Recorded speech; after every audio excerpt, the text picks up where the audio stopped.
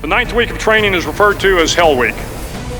It is 6 days of no sleep, constant physical and mental harassment, and one special day at the Mud Flats. The Mud Flats are an area between San Diego and Tijuana where the water runs off and creates the Tijuana Sloughs, a swampy patch of terrain where the mud will engulf you.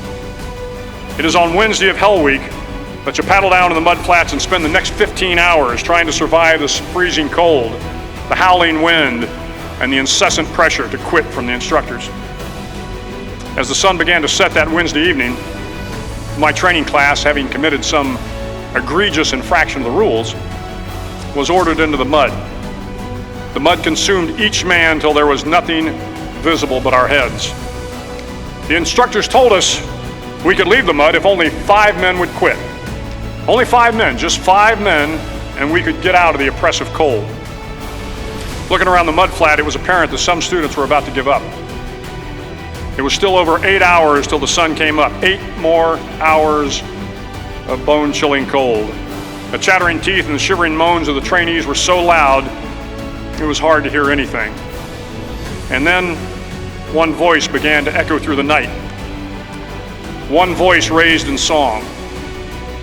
The song was terribly out of tune, but sung with great enthusiasm.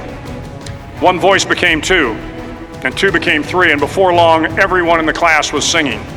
The instructors threatened us with more time in the mud if we kept up the singing, but the singing persisted, and somehow the mud seemed a little warmer, and the wind a little tamer, and the dawn not so far away.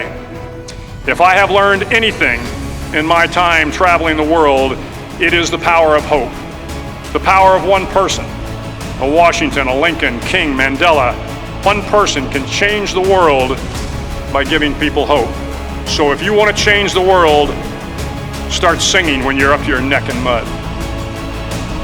Finally, in SEAL training, there's a bell. A brass bell that hangs in the center of the compound for all the students to see. All you have to do to quit is ring the bell. Ring the bell, and you no longer have to wake up at 5 o'clock. Ring the bell, and you no longer have to be in the freezing cold swims.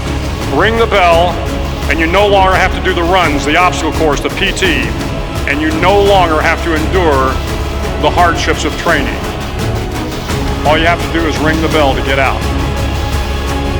If you want to change the world, don't ever ring the bell.